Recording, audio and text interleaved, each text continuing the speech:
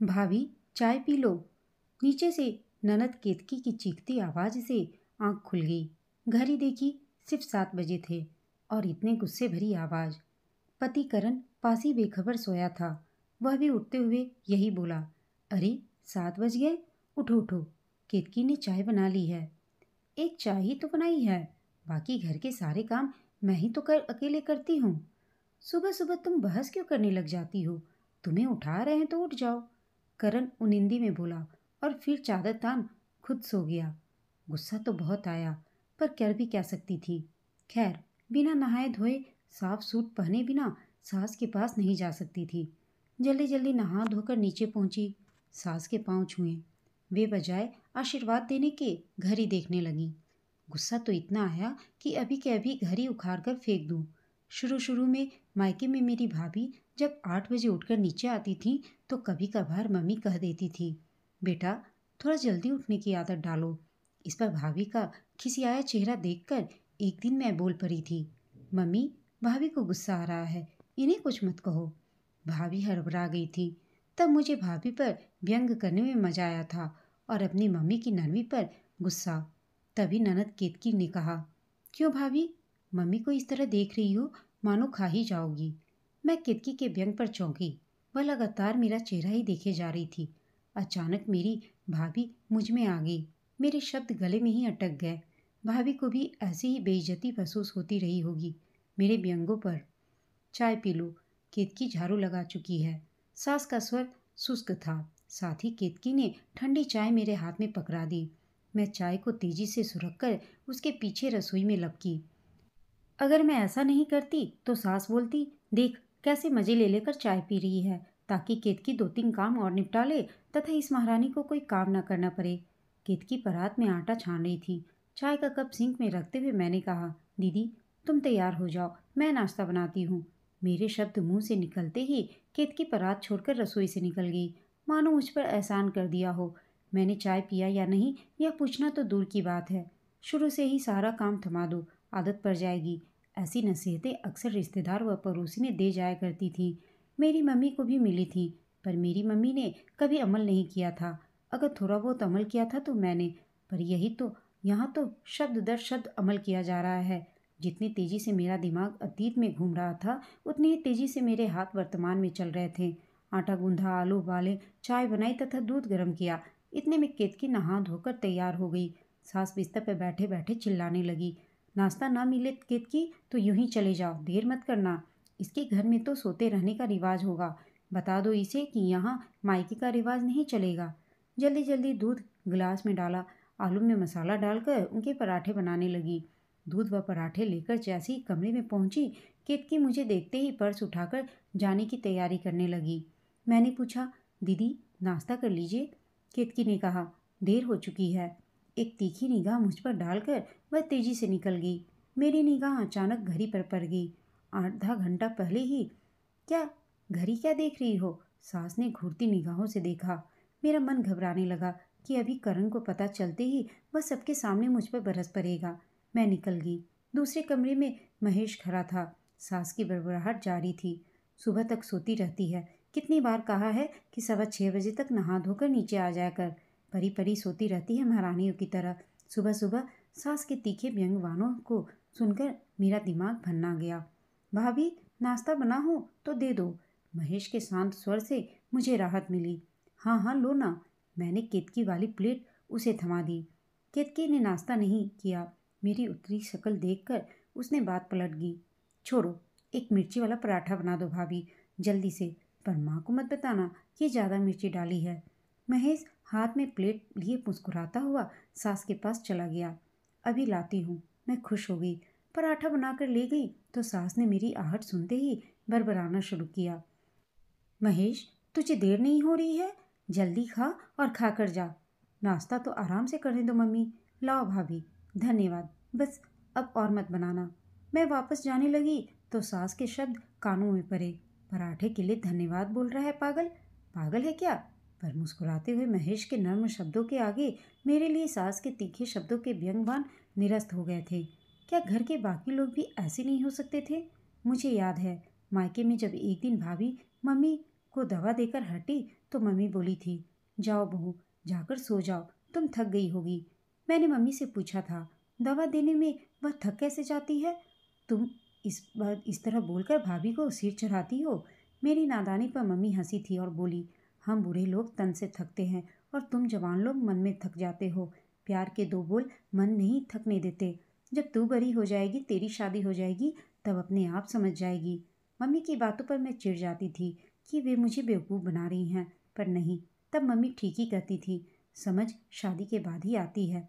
महज के प्यार भरे शब्द सुनकर मेरे हाथ तेजी से चलने लगते हैं, वरना दिल करता है कि चकला बेलन नाले में फेंक दूं। 10 मिनट खाना लेट हो जाए तो पेट क्या रोटी हजम करने से मना कर देता है। क्या सास को पता नहीं कि शादी के तुरंत बाद कितना कुछ बदल जाता है? उसमें तालमेल बैठाने में वक्त तो चाहिए ना। पर क्या बोलूं? बोली तो कहेंगे कि अभी से जवाब देने लगी है। जाते जाते महेश शाम को ब्रेड रोल्स खाने की फरमाइश कर गया। मुस्कुराकर उसका यह आग्रह करना अच्छा लगा था मुझे। क्या करण ऐसा नहीं हो सकता? मन ही मन सोचते हुए मैं सास को नाश्ता देने गई। वहां पहुंची तो करण जमीन पर बैठे हुए पलंग पर बैठी सास के पांव पर सिर रखे अधलेटा बैठा था। देखकर मैं भीतर तक सुलग सी गई। नाश्ता। मैं नाश्ते की प्लेट सास के आगे रखकर चुपचाप वापस जाने लगी। मैडम जी, एक तो किटकी को समय पर नाश्ता नहीं दिया, ऊपर से इनका मुंह सूजा हुआ है। देखकर मुस्कुराई भी नहीं। अपनी माँ के साथ टेढ़ी नज़र से देखते हुए करण ने कहा, नहीं तो ऐसा तो नहीं है। चाय पिएंगे क्या आप? जबरदस्ती मुस्कुराई थी मैं। ले आओ। करण वापस यूं ही पर गया। मुस्कुराहट का आवरण ओढ़ना कितना भारी होता है, आज मैंने महसूस किया। मैं वापस रसोई में आ गई। मुझे बरबस माँ की नसीहत याद आने लगी। मम्मी ने एक दिन भैया से कहा था कि सुबह की पहली चाय तुम दोनों अपने कमरे में ही मंगाकर पी लिया करो। मम्मी की बात सुनकर मैं झुंझलाई थी कि क्यों ऐसे पाठ उन्हें जबरदस्ती पढ़ाती हो। तब माँ ने बताया था कि उठते ही माँ के पास लेट जाने या बैठने से पत्नी को ऐसा लगता है कि मानो उसका पति रात भर अपनी पत्नी नहीं, माँ के बारे में ही सोचता रहा हो।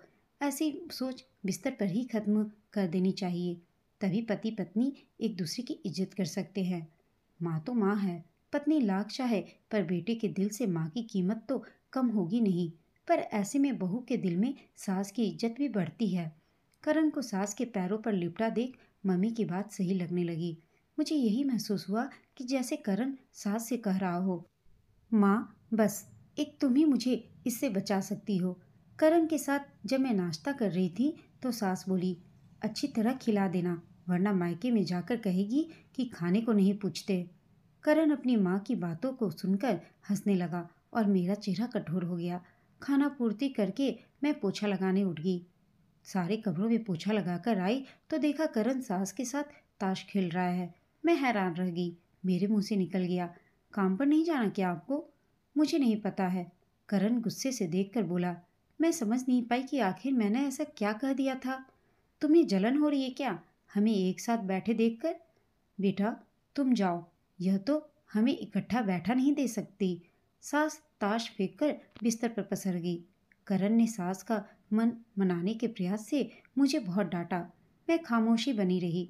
उस दिन भैया से भाभी ने पूछा था, कहाँ चले गए थे, शादी में नहीं जाना क्या? तब मुझे गुस्सा आ गया था कि भैया मेरे काम से बाजार गए हैं, इसलिए भाभी इस तरह बोल रही हैं। भैया भी भाभी पर बिगड़े थे। मुझे अच्छा लगा था कि भैया ने मेरी तरफदारी की। कभी यह सोचा भी न था कि भाभी भी तो हम लोगों की तरह ही है, उन्हें भी तो बुरा लगता होगा। ऐसा उन्होंने क्या पूछ लिया जिसका मैंने बतंगड़ बना दिया था? आज महसूस हो रहा है कि तब मैं कितनी गलत थी। करण दूसरे कमरे में झांकता झांकता मेरे पीछे आ गया। तुम्हें बोलना जरूरी था क्या उस समय? मम्मी को नाराज कर दिया, चुप नहीं रहा जाता। करण जानबूझकर चिल्लाने लगा ताकि उसकी माँ सुन ले बात को। दिल चाहा कि करण का गिरेबान पकड़कर पूछूं कि माँ को खुश करने के लिए मुझे जलील करना जरूरी है क्या? कुछ भी कह नहीं पाई। चुपचाप आंगन में झाड़ू लगाती रही। आंसू थमने का नाम नहीं ले रहे थे। करण ने देखा भी, पर एक बार भी नहीं पूछा कि रो क्यों रही हो। कमरे से किसी काम से निकली तो करण को सास के साथ हंसता देखकर मेरा दम घुटने लगा। मैं और परेशान हो गई। उठकर रसोई में आकर दोपहर का खाना बनाने लगी। बार बार मम्मी और वह भाभी की बातें याद आने लगी। मम्मी कहती थी कि जब घर में किसी का मूड ठीक ना हो तो फालतू हंसा नहीं करते, नहीं तो उसे लगता है कि हम उसी पर हंस रहे हैं। और भाभी, वे तो हमेशा मेरा मूड ठीक करने की कोशिश किया करती। तब कहीं जाकर महसूस हुआ कि इन छोटी छोटी बातों का भी कोई अर्थ होता है। ये लोग तो मूड बिगाड़ कर कहते हैं कि तुरंत चेहरा हंसता हुआ बना लो, मानो मेरे दिल ही ना हो। इनसे एक प्रश्न पूछो तो चुप जाता है। मुझे जलील भी कर दें तो चाहते हैं कि मैं सोचूं भी नहीं। क्या मैं इंसान नहीं हूँ? मैं कोई इनका खरीदा हुआ सामान हूँ? दोपहर का खाना बनाया, खिलाया, फिर रसोई संभालते संभालते 3 बज गए। तभी ध्यान आया कि महेश को ब्रेड रोल्स देने हैं, सो ब्रेड रोल्स बनाने की तैयारी शुरू कर दी। आलू उबालने को रखकर कपड़े धोने चली गई। कपड़े धोकर जब वापस आई तो करण व्यंग से बोला, मैडम जी, कहाँ घूमने चली गई थी? पता नहीं कुकर में क्या रख गई कि गैस बंद करने के लिए मम्मी को उठना पड़ा। हद हो गई। गैस बंद करना भी इनकी माँ के लिए भारी काम हो गया और मेरी कोई परवाह ही नहीं। मैं रसोई में ही जमीन पर बैठकर आलू छीलने लगी। तभी करण आ गया। क्या कर रही हो? 2 मिनट मम्मी के पास बैठने का, उनका मन बहलाने का वक्त नहीं है तुम्हारे पास? जब देखो रसोई में ही पड़ी रहती हो। खामोश रहना बेहतर समझकर मैं उस समय खामोशी रही, जवाब नहीं दे सकती थी। करण झुंझलाया, काम खत्म होगा तो आ जाऊंगी। मैं बिना देखे ही बोली, काम का तो बहाना है तुम्हारा, हमारी मम्मी ने तो जैसे कभी काम ही न किया हो। बड़बड़ाते हुए करण निकल गया। कितना फर्क है मेरी मम्मी और सास में।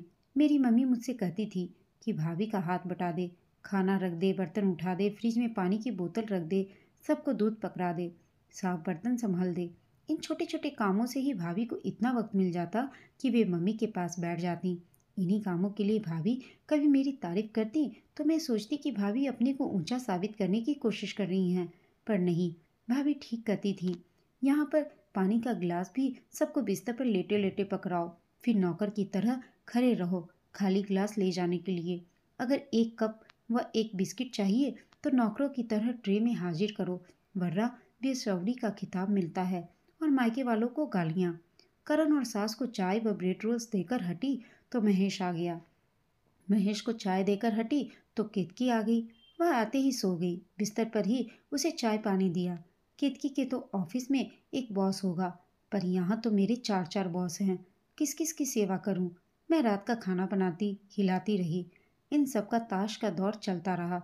रात 10:30 बजे ठहाकों और खुशी से ताश का दौर रुका तो केतकी ने सास के लिए 1 गिलास दूध देने का आदेश दिया और सास ने केतकी को देने का। मुझे किसी ने सुबह से भी नहीं पूछा था कि दूध लिया या नहीं। मेरी तो इतनी भी हिम्मत नहीं थी कि 10:15 बजे सबको खाना खिलाकर मैं बिस्तर पर सो सकती। जिसे खेलना है खेलता रहे। पर तभी मुझे सुनने को मिल जाता, देखो तो जरा भी ढंग नहीं है, माँ बाप ने इसे कुछ सिखाया नहीं, हम यहाँ बैठे हैं और यह सोने चली गई महारानी। सबको खिलाकर काम निपटाकर बिस्तर पर पहुँचते पहुँचते 11:30 बज गए। बिस्तर पर लेटी तो पूरा बदन दर्द से कराने लगा। तभी करण बोला, जरा पीठ दबा दो। बैठे बैठे मेरी पीठ दुख गई और करण पीठ मेरी तरफ करके सो गया। मन किया कि करण की पीठ पर एक मुक्का दे मारूं या बोल दूं कि जिस माँ का मन बहलाने के लिए पीठ दुखाई है उसी मान से दबवा लो। बस यही एक काम बचा है ना मेरे लिए। मन ही मन मोटी सी भद्दी गाली दे दी। दिल भी किया कि तीखा जवाब दे दूं, पर याद आया कि कल मायके जाना है। अगर इसका मुंह सूज गया तो अपनी माँ के आंचल में छिप जाएगा और मैं अपनी मम्मी का चेहरा देखने को भी तरस जाऊंगी। 15 दिनों से भी ज़्यादा हो गए मम्मी से देखे हुए। कल मायके ले जाओगे ना? मैंने पीठ दबाते हुए कहा। बड़ी देर के बाद करण के मुंह से निकला, ठीक है, दोपहर का खाना जल्दी बना लेना, फिर वापस भी आना है। मैं जल भुन गई यह उत्तर सुनकर। सिर्फ 4 घंटे में आना जाना और मिलना भी मजबूरी थी, समझौता कर लिया। घर पहुंचकर तो जैसे मम्मी इंतजार कर रही थी। क्या बात है, यह तो जैसे हमें भूल ही गई। भाभी ने प्यार से कहा, होना भी चाहिए, आखिर वही घर तो इसका अपना है। करण ने अकर कर कहा। मम्मी भाभी के सामने आते ही आंसू आने लगे थे मेरे, मगर मैंने खुद को संभाला। क्या हुआ? दोनों हैरान रह गई मेरी सूरत देखकर। कुछ भी नहीं माँ, मैं अपने आप को रोक रही थी। यहाँ के लोग मेरे चेहरे से मेरे मन के भाव पढ़ लेते हैं, ससुराल वाले क्यों नहीं पढ़ पाते? सब ने बहुत आवभगत की, करण को बहुत मान दे रहे थे। मुझे लगा कि करण इनके मान के काबिल नहीं है, लेकिन मजबूरी थी मेरी, मैं कह नहीं सकती थी। वापस लौटते वक्त भाभी जी ने बताया कि अच्छा हुआ तुम आज आ गई, कल वे भी 2 दिनों के लिए मायके जा रही हैं। इस पर करण ने कहा, भाभी जी, शादी से पहले आप इतने साल मायके में ही तो थीं, फिर मायके क्यों जाती हैं बार बार? अब आप इस घर को ही अपना घर समझा करें। भाभी का चेहरा उतर गया। पता नहीं क्यों भाभी का उतरा चेहरा मेरे दिल में तीर की तरह वार कर गया। आप इतने बड़े नहीं हो कि मेरी भाभी को सलाह दे सको। ससुराल को अपना घर समझने का यह मतलब तो नहीं कि भाभी की मम्मी मम्मी नहीं है। उनका अपनी मम्मी के पास बैठने का दिल नहीं करता क्या? दिल सिर्फ लड़कों का ही करता है। लड़कों को हम लोगों की तरह अपना सब कुछ एकदम छोड़ना पड़े तो दर्द महसूस हो। मैंने जब जवाब दिया तो इस अप्रत्याशित जवाब से करण का चेहरा फक हो गया। मेरे भीतर जाने कब तक का सुलगता लावा बाहर आ गया था। खामोशी छा गई मेरी आवाज़ सुनकर। भाभी मेरा चेहरा देखती रह गई। मम्मी के चेहरे पर पहले हैरानगी फिर तसल्ली के भाव आ गए। बाहर आकर करण स्कूटर स्टार्ट कर चुका था। मैं मम्मी के गले मिली तो लगा मैं जाने कब से बिछड़ी हुई थी माँ से। ममता का एहसास होते ही मेरे आंखों से आंसू बाहर आ गया। मम्मी प्यार से बोली, मन्नो भरी हो गई है ना? मुझे लगा मैंने वर्षों बाद अपना नाम सुना है। भाभी ने भी आज पहली बार ममता भरे आलिंगन में मुझे भींच लिया और रो पड़ी थी। उनके आंसू मेरे दिलों को भिगो रहे थे। मेरे भैया और पापा की आंखों में भी प्रशंसा थी। मुझे उनकी ममता और प्यार की ताकत मिल गई थी। स्कूटर पर बैठकर भी अब मैं सिर्फ भाभी और मम्मी के आंसुओं के साथ थी। आज मैंने समझा कि ससुराल और मायके में कितना अंतर होता है। लेकिन हाँ, ससुराल में भी अपने हक के आवाज़ के लिए और अपने स्वाभिमान के लिए बोलना पड़ता है, जो कि बहुत ज़रूरी है। वरना करण जैसे पति और सास हमेशा दबा के रखती हैं। दोस्तों, आपको यह कहानी कैसी लगी कमेंट करके बताइएगा। साथ ही कहानी अच्छी लगी हो तो इसे लाइक, शेयर और चैनल को सब्सक्राइब अवश्य कीजिएगा। कहानी सुनने के लिए आप सबका धन्यवाद।